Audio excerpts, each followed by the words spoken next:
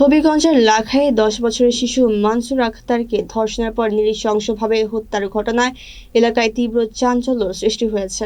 গত 13 ফেব্রুয়ারি ঘাস কাটতে গিয়ে নিখোঁজ হওয়ার পরের দিন একটি সরিষা ক্ষেত থেকে মানসুরার মরদেহ উদ্ধার করে পুলিশ। এই ঘটনায় জড়িত সন্দেহে একই গ্রামের শাহরিয়ার মিয়াকে আটক করা হয়েছে। পুলিশের দাবি, শাহরিয়ারের শরীরে নখের আঁচড় পাওয়া গেছে এবং তার বিরুদ্ধে আগেও একাধিক ধর্ষণের চেষ্টার অভিযোগ রয়েছে। হাসপাতালের চিকিৎসকরা প্রাথমিকভাবে ধর্ষণের আলামত পাওয়ার কথা জানিয়েছেন। ইতোমধ্যে মানসুরার মা বাদী হয়ে হত্যা মামলা দায়ের করেছেন এবং পুলিশ শাহরিয়ারকে কারাগারে প্রেরণ করেছে।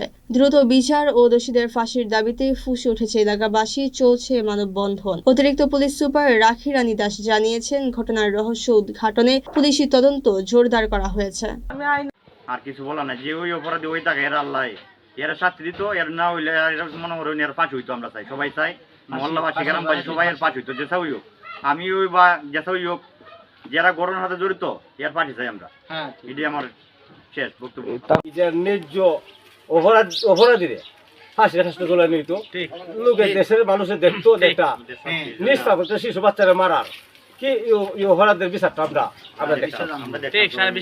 এটা আমরা দেখতাম ক্যামেরার সামনে হোক বিচারটা। ঠিক আছে, খোঁজার জন্য তা হাওরের ঘটনাস্থলের কাছাকাছি গিয়ে আমরা হাওরে উঠছি। 3-4টা গ্রুপ হইয়া আমরা হাওরে উঠছি, জমি জামাতে খোঁজাখুঁজি করতেছি। আর একটা কথা, আমি হাওরে যাওয়ার আগে আমি থানা অবগত করছি, থানা দারোগাকে আমি ফোন দিছি, আমি নিজেই ফোন দিছি। এই বাচ্চার ফ্যামিলির অবস্থাটা কিরকম? ফ্যামিলির অবস্থাটা দিন মজুরি মানুষ, কামলা একটা দেয়, কামলা একটা খায়, কাজকর্ম করে। ফ্যামিলির অবস্থা খুবই খারাপ। ঠিক আছে।